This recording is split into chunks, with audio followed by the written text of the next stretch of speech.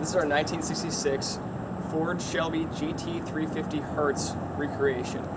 As you can see here from the paint and everything on this car, they only made 200 red Hertz cars with the gold stripes. This is a recreation of one of them. It's actually all the original Shelby cars, all the red ones, all the white ones, all that, they were all automatics. What happened was, the first couple hundred cars Hertz was getting were 4-speeds, and guys were destroying them on the racetrack. So they came up with the plan, put automatics in them to keep from having to replace clutches almost weekly in these cars.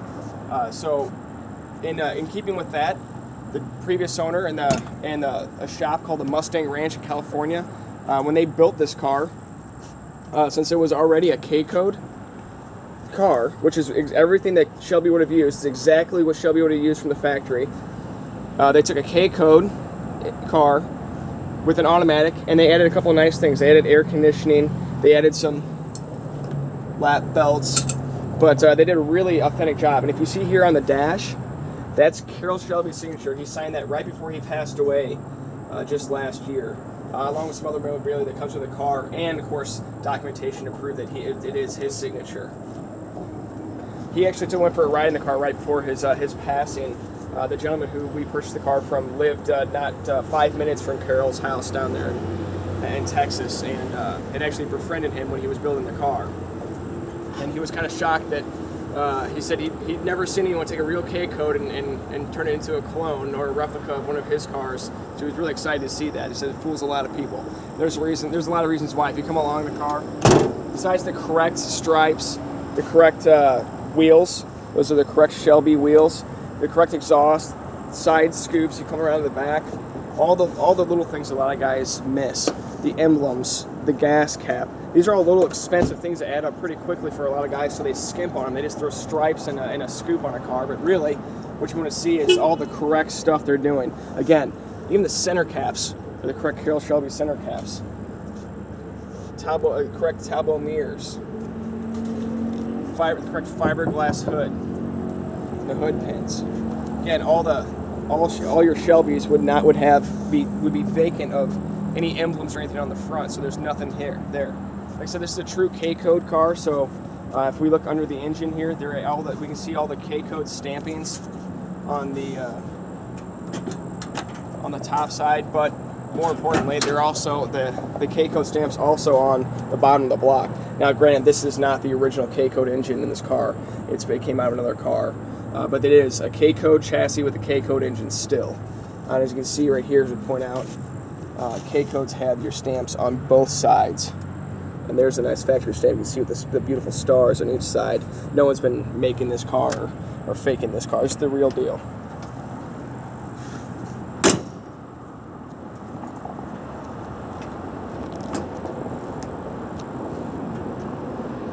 Yeah, the paint and body work were actually just redone on this car, along with weather stripping and some other trim pieces, just to kind of give it a freshening after its initial build several years ago.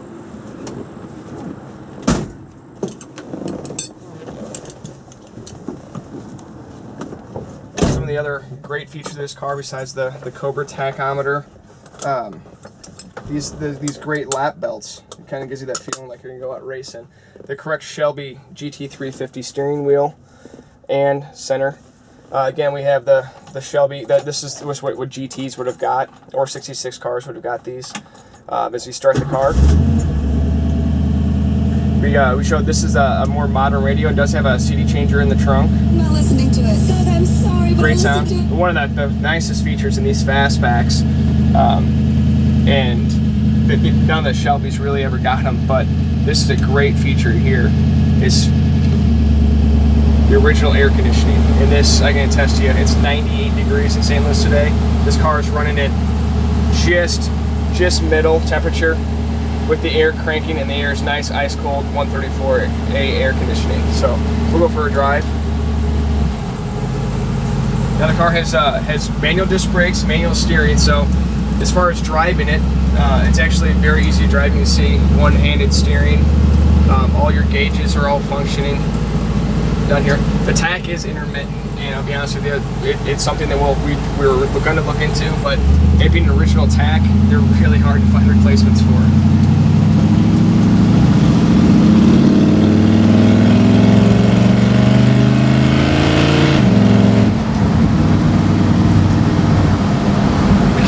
lot of fun. Their solid lift are 289 engines with producing 271 horsepower is what they were rated at. They're actually a lot more powerful than that. Shelby claimed that he made 306 with his. Now, that was very underrated for the time. Insurance companies were kind of freaking out when they found out that kind of horsepower can be made out of these small motors and these small little cars, so they underrated everything so that people could actually buy them and afford to insure them. They're much closer into the mid threes, and they're really quick cars. They're actually great handling cars, and you apply all the great physics of a race car. Lots of power, lightweight, and simple build like this car. Again, with manual steering and manual disc brakes, it's there for fun to go fast, and they're actually really reliable, and they handle a lot better that way than with all the power options and stuff, robbing power from the motor. So yeah, with the automatic, it makes it a much more comfortable cruiser, and with the air conditioning, it makes it an actual driver, along with the modern radio. It's just all told, just a great all-around car, and one that'll fool a lot of people. Real one's about $150,000, so this is about a third the cost. If you have any questions or details about the car, you can visit our website for full details, specs on it, and about 70 photos of the undercarriage all around the car, everything else. Thanks a lot.